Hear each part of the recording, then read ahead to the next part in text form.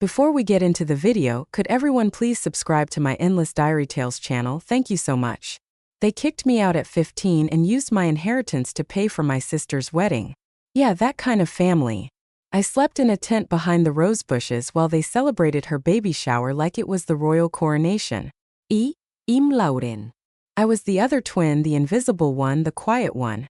15 years later, I bought a house with my own hands. I opened the door and guess who showed up asking to move in? This isn't a story about revenge. It's about what happens when the forgotten daughter comes back with receipts. Before we dive into the story, let me learn a bit about you. If you're a charming lady, please leave the number 1 in the comments. And if you're a dashing gentleman, leave the number 2. This way I can send you a special greeting. Now let's start the story together. Some babies are greeted with balloons and lullabies. I came into this world with a sigh and a storage room in the basement. My name is Lauren Chen. I was born 5 minutes after my twin sister Emily on a chilly October morning in Topeka, Kansas. The leaves were starting to turn then. Burnt orange, gold, brittle like the pages of a storybook no one bothered to finish. Mom used to say, Emily cried first. She was always the fighter. Then she'd glance at me, half smiling, as if I were the echo of a noise long forgotten. We lived in a modest split-level house. From the outside it looked like any other home on our cul-de-sac. Neat hedges, a mailbox painted light blue, wind chimes on the porch. But the inside was divided, not just by stairs but by warmth. Emily had a room upstairs filled with sunlight and soft lavender curtains. I had a space in the basement with cold cement floors and a dangling light bulb that flickered whenever the washing machine kicked in. I don't remember when I realized the difference.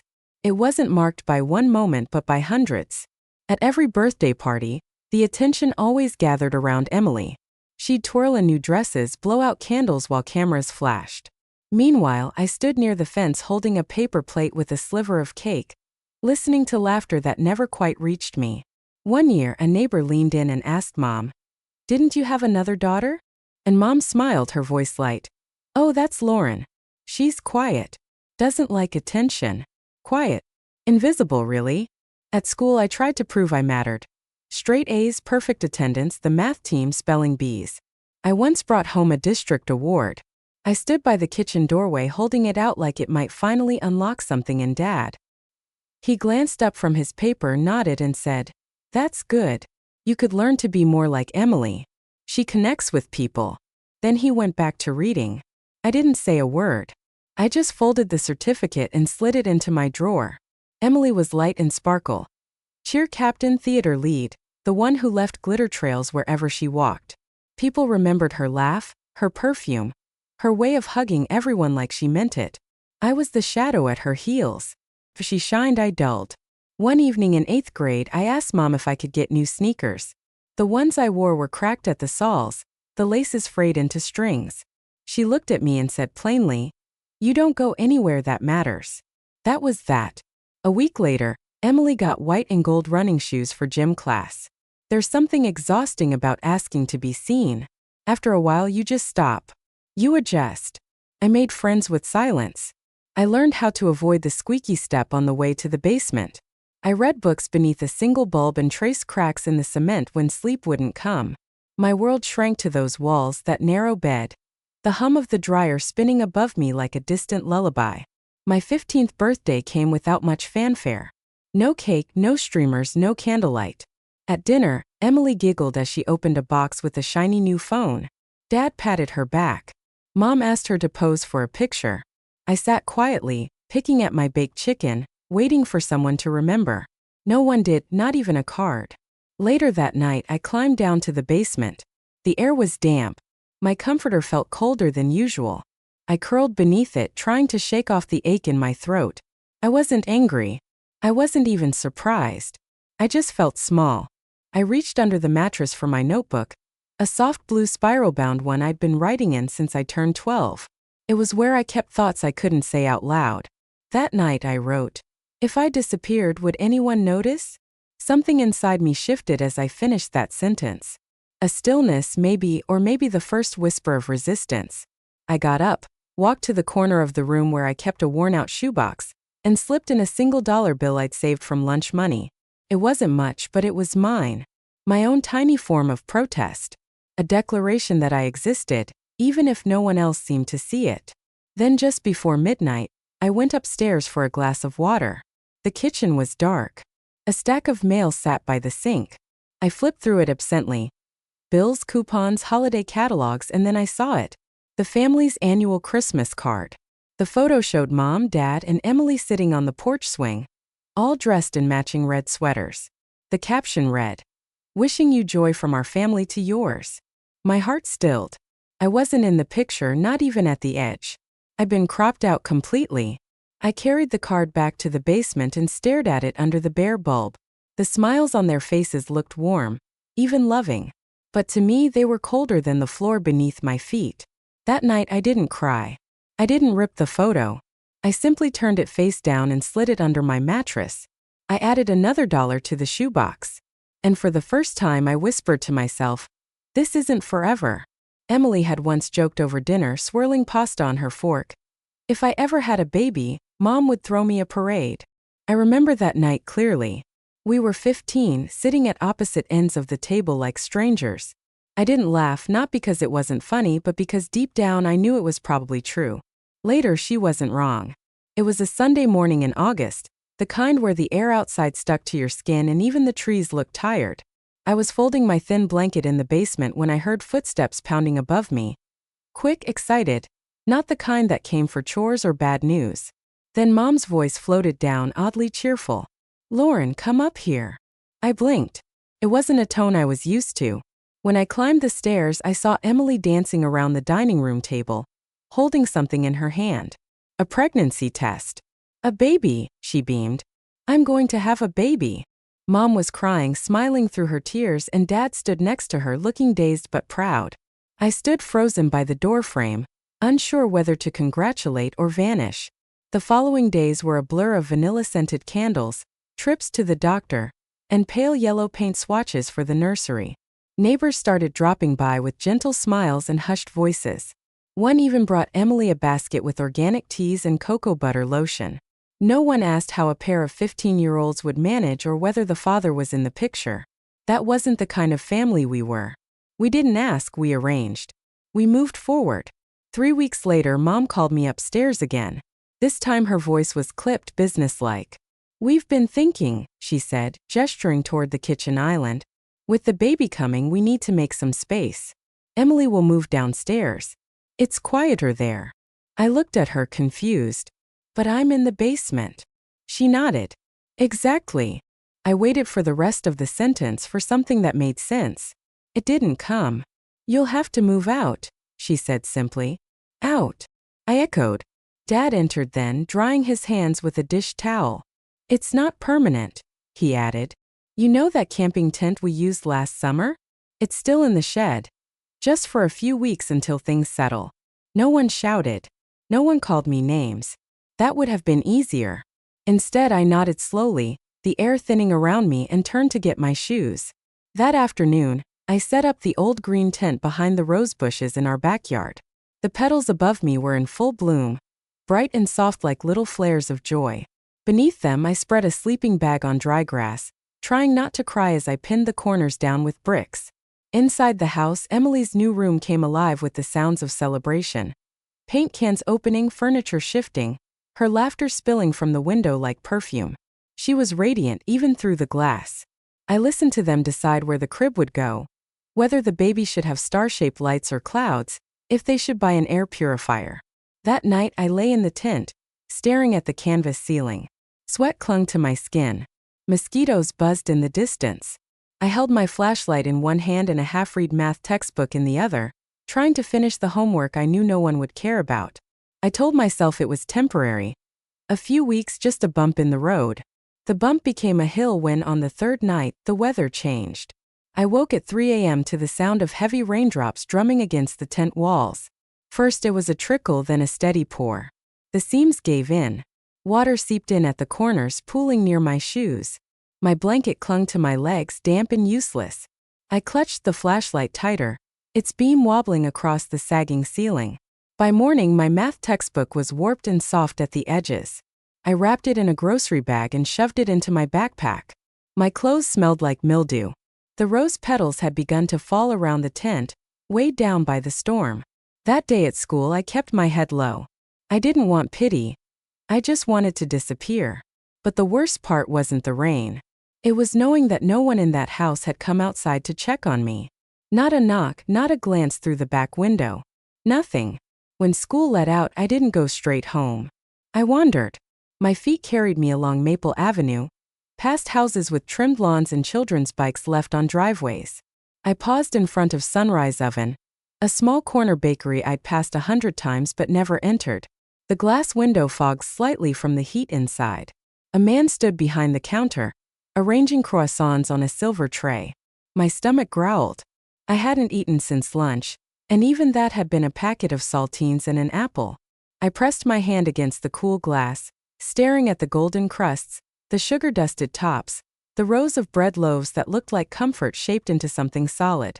I didn't step in, not yet, but something about the smell of fresh bread and warmth behind that glass stuck with me. It was the first time in days I felt drawn towards something instead of away from everything. I walked home slowly, passing the roses now heavy with rain. My tent sagged in the middle. A few petals had blown inside and stuck to my damp pillow. I didn't brush them off. I lay down, pulled the blanket over my knees and closed my eyes. The roses bloomed above. I slept in the dirt. The bakery didn't look like much from the outside. Just a faded green awning and a flickering open sign that buzzed louder than it should. But the smell was something else. It hit me before I even opened the door. Warm yeast, rising dough, roasted coffee beans, and something deeper I couldn't name right away. Smelled like survival. I'd passed by Sunrise Oven for weeks, always slowing near the window, pretending to look for a street sign or tie my shoelace. On this particular afternoon, my stomach had been growling since second period, and the rain from the night before had soaked through my only pair of decent sneakers. I was cold, damp, and trying to act like I wasn't. When I finally stepped through the door, a small bell above it gave a tired ring. The man behind the counter looked up from dusting powdered sugar on a tray of croissants. He was older, maybe in his 50s, with thick arms and a face that had forgotten how to smile but not how to notice. "I'm looking for a job," I said. My voice came out smaller than I wanted. He stared at me for a long second, long enough that I started to regret walking in. Then he set down the sugar shaker. "Can you wash pans?" I nodded quickly. "Dinner's included," he added. That was it. No questions about my age or experience, no forms, no friendly welcome speech, just a nod toward the back kitchen. I worked in silence that day, scrubbing metal trays caked with flour and darkened from years of use. I didn't ask where anything went. I just watched, memorized, and followed. The sink was deep, and the soap stung my hands, but I didn't care. I kept my head down until my hair clung to my neck and my wrists ached from the scouring. That night, after everything was clean and quiet, the man, Walter, as I would later learn, handed me a paper bag without saying a word. Inside were 2 buttered rolls and a small cup of potato soup, still warm. I sat on the back step and ate slowly, watching steam rise from the cup like smoke from something sacred. I returned the next day and the next. Walter never asked where I lived or why my socks were always damp. He never looked at the holes in my backpack, or the way I flinched when someone opened the oven door too fast. He just handed me a clean apron each evening and pointed toward the sink. 2 weeks into the job, he handed me a silver key without ceremony. "There's a room upstairs," he said, drying his hands on a towel. "Used to be storage, it has a mattress. It's warm." I didn't say anything at first, just looked at the key in my palm, then up at his face. He wasn't offering charity. He was offering dignity. I moved in that same night. The room was dusty and small, with walls that smelled faintly of cinnamon and old cardboard. But the mattress didn't touch dirt. The floor didn't shake when someone laughed. No one could lock me out of this space. It was mine. I tucked my shoebox of crumpled bills beneath the mattress. Then, with the last $3 I had, I walked to the dollar store and bought a spiral-bound notebook. That night, I wrote the word budget in shaky letters at the top of the first page. Underneath, I made 3 envelopes out of old receipts. Food, school, escape. Each dollar I earned had a place now. Each one was a vote for the future I wanted. My grandfather used to say, "Never beg, bake." I didn't know then how much of that phrase I would carry. But here I was scraping dried dough off pans and somehow beginning to believe in a future beyond the tent. At school I kept to myself. I stopped buying lunch and instead slipped into the library to warm cans of soup in the microwave, using napkins as plates. I started tutoring a younger girl in geometry for a few extra dollars each week. I clipped coupons from the free weekly circular and asked the cashier to ring up items separately so I could use them all. Some nights, I stayed up reading by the dim lamp Walter had found in the back room. Other nights, I simply lay there listening to the hum of the ovens below and the soft rattle of wind against the window pane. And for the first time, I wasn't waiting for footsteps above me or for someone to call me upstairs just to push me further down. One evening after closing up, I was wiping down the counters when Walter said quietly, "You're not a stray, you know." I froze for a second, then looked up. "You come in tired, quiet, like you're always ready to be sent away, but you're not a stray." He went back to folding aprons after that, like he hadn't just said the most important thing anyone had ever told me. Outside, the wind had picked up. Leaves scraped across the sidewalk like dry paper. But inside the bakery, the oven was still warm, and the air smelled like rising dough. For the first time in a long while, I didn't feel invisible. I didn't cry when I bought the house. That surprised me. I had pictured it 100 times. Me standing on a porch holding a key with shaking hands and tears streaking my face. But when it finally happened, I didn't cry. I just stood there for 10 long minutes. I stood in front of that plain red door. Key clutched between my fingers, the dandelion swaying behind me. I wasn't scared of the house. I was scared of what it meant to step into something that no one could take from me. The realtor had already driven off. The sidewalk was quiet, just the sound of wind chimes and the rustle of a grocery bag filled with my first items. A roll of paper towels, a bottle of dish soap, and a half loaf of sourdough Walter had sent me off with. I slid the key into the lock. The door stuck a little, so I had to push harder than expected. It opened with a low creak, releasing the scent of dust, dry wood, and old sun. The house was small, just over 900 square feet, with a living room that bled into a narrow kitchen, 2 bedrooms, and a bathroom where the faucet still dripped. But it was mine. The walls were still covered in fading wallpaper with tiny blue flowers, and the floor groaned beneath my steps. I didn't care. I sat cross-legged in the middle of the empty living room, the paper bag beside me, and let the silence settle. A line came to me then, something I hadn't thought about in years. At 15, in the dim light of a library corner, I had written, "By 30, I will have a home that's mine." I had forgotten that line, but somehow it hadn't forgotten me.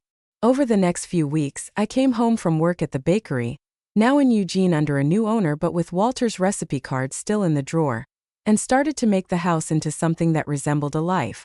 I painted the walls in soft colors, fixed the crooked cabinet hinges with YouTube tutorials, and planted herbs in chipped mugs along the kitchen window. The mattress was secondhand, the dining chairs mismatched, and the coffee table had a leg that wobbled if you leaned too far left. But it was peaceful. Every Sunday, Walter visited. He'd officially retired the year before but still made bread at home. He brought pastries and once a note in his careful handwriting. The only time I'm happy to lose staff. We sat on the porch drinking tea, not talking much. He never asked about my family. He knew, and for a while, it was enough until the silver SUV pulled up. It was a Saturday afternoon, late spring. I was mowing the small lawn out front, my jeans streaked with grass and my hands wrapped around the handle of the second-hand push mower I'd bought off Craigslist. I saw the SUV park across the street, its tinted windows hiding familiar silhouettes. The door opened and Evelyn stepped out first, her blouse ironed to perfection, holding a canvas bag that said, "Live, Laugh, Love." Richard followed, slower still, tall, still silent. Then Emily, pregnant again, with a toddler on one hip and 2 other kids darting ahead like loose marbles. Her husband, a man I didn't know, brought up the rear. My fingers tightened around the mower handle. "Len," Evelyn called, her voice light and sugary. "We thought we'd drop by. Just a little surprise visit." I didn't move. "We heard you bought a house," Emily said, adjusting her sunglasses. "It's so cute. Really, so you." They walked up the path like it had always been theirs. "We just wanted to see your place," Evelyn said. "And well, we were hoping we could talk." I didn't invite them in. They stood on the porch while I leaned against the doorframe, arms crossed. Emily shifted the toddler to her other hip. It's just things have gotten tight. The apartment's small, and we've got another on the way.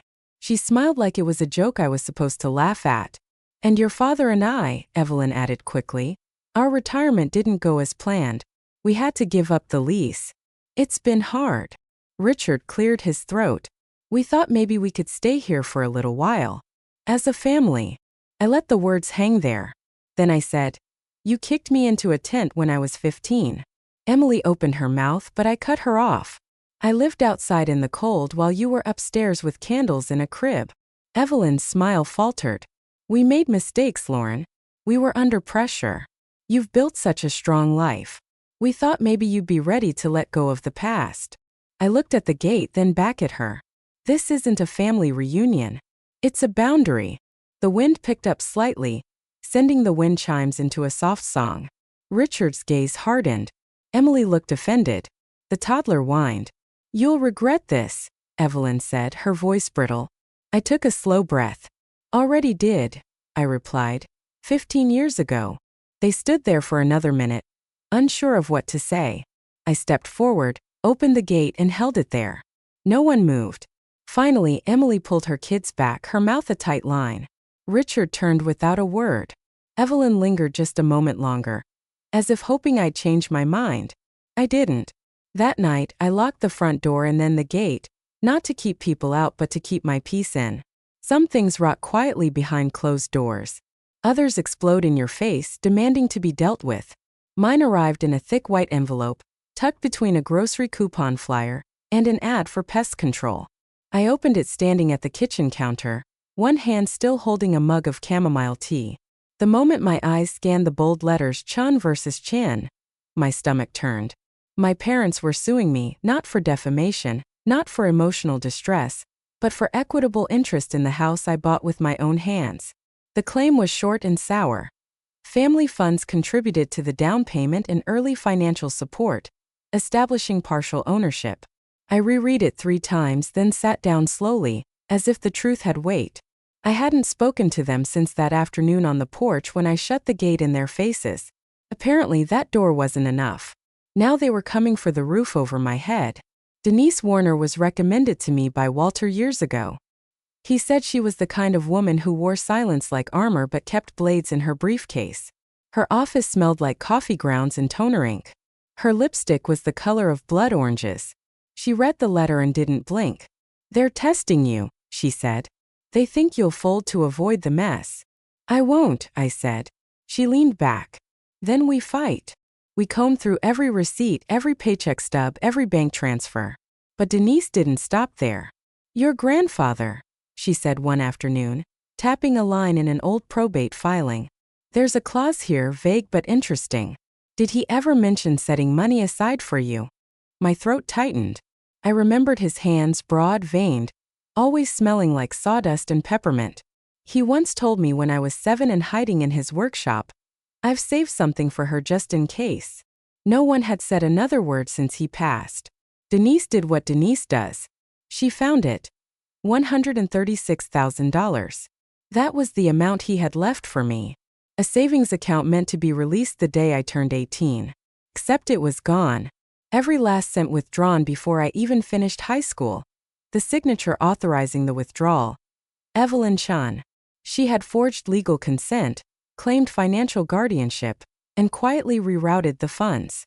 The money had gone to 3 things: Emily's wedding, a down payment on my parents' mortgage, a business loan to Emily's husband, who had since declared bankruptcy. I stared at the bank statements laid out across my kitchen table like an autopsy. Denise stood at the sink, sipping coffee like she'd seen this scene too many times before. They stole it, I said quietly, and left me in a tent. She nodded. And now they want the rest. We filed a civil suit for inheritance theft and will fraud.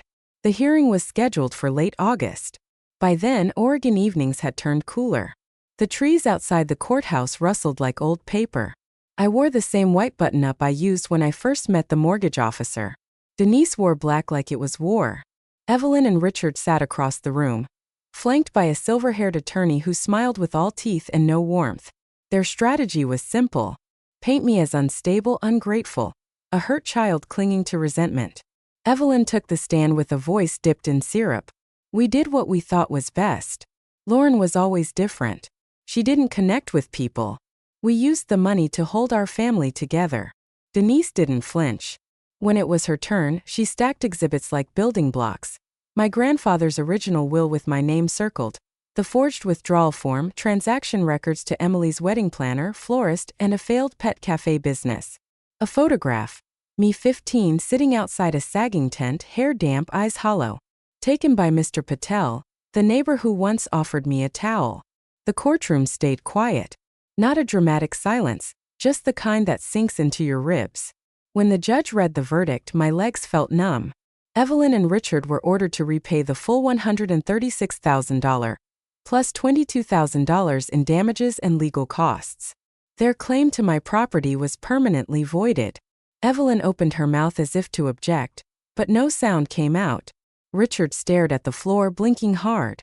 As we walked out, Denise murmured, "They took everything they could, but you're still standing." That night, I sat on my porch with a blanket and a slice of walnut bread Walter had left me earlier. There was a message on my phone from Richard. Just 2 words. "Can we talk?" I deleted it. No hesitation, no second read, just gone. Some people deserve closure. Others only understand silence. Walter stopped by the next morning with a new oven mitt, blue with tiny white flowers. "For what's next?" he said. I looked at the mitt, then at him. "You always know when the storm's past." He smiled, soft and steady. "Not storms, just seasons. And kid, I think yours is finally turning. You can survive without love, but you build a life when you learn to give it, even if you never received it." The scent of cinnamon and butter had become part of the air in my home. Every Saturday morning I rolled up my sleeves, tied on an apron, and greeted a circle of eager little faces gathered around my kitchen island.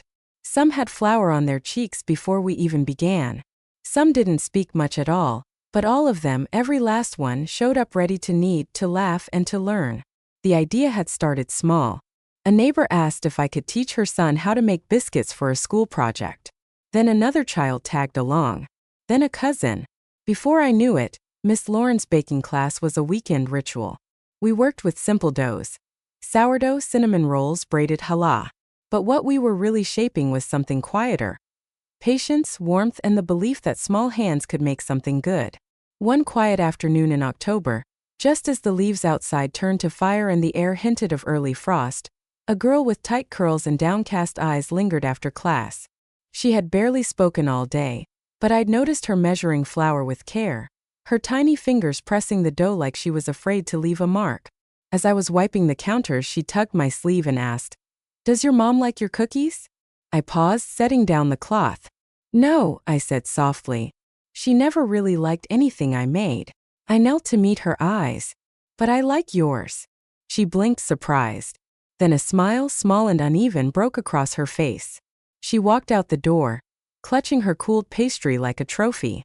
Later that evening, Walter dropped by with a box of snickerdoodles and a wink. He stepped inside and looked around. "This place," he said, sniffing the air, "smells like earned peace." We didn't need to say more. We rarely did. That night, after washing the last bowl and tucking away the aprons, I sat at my kitchen table and pulled out an old envelope. Inside was the letter I had once written to my 15-year-old self, forgotten until now. I unfolded it, the creases worn soft by time, and added a new note. "You were not the extra piece. You were the piece that built the foundation." I folded the letter back and placed it in my grandfather's wooden box, the only heirloom I ever truly had. No reply had come from my family in over a year. No calls, no lawsuits, no apologies, and strangely no ache, just quiet, just space. A few days later, I hung a hand-painted sign above my front door. It read, "Welcome. Only love may enter." It wasn't meant to be poetic. It was simply the truth. Not blood, not obligation, just love. On a breezy Sunday morning, as I unlocked the classroom at Sunrise Oven, now used with the owner's blessing for community events, I found the same curly-haired girl waiting early on the front steps. Her backpack was heavy in her lap, and her eyes sparkled with something new. "I brought a recipe," she said. "It's my grandma's. She used to bake it with me before she got sick." I nodded and smiled. "Let's try it together." The wind rustled the trees above us, scattering leaves across the sidewalk like golden confetti. Behind us, the oven warmed up slowly, and inside we began again with rising dough, soft hands, and a kitchen full of second chances. Sometimes the quietest places carry the loudest echoes of who we've become. In the warmth of that little bakery and in the eyes of a child holding her first loaf, I found something my childhood never offered. Peace that doesn't need to be proven. We don't always get to choose the family we're born into, but we can choose the love we pass forward. Healing doesn't mean forgetting. It means living gently in the space between what hurt us and what we now protect. Even without blood ties, we can build something whole. Knead it with care. Let it rise.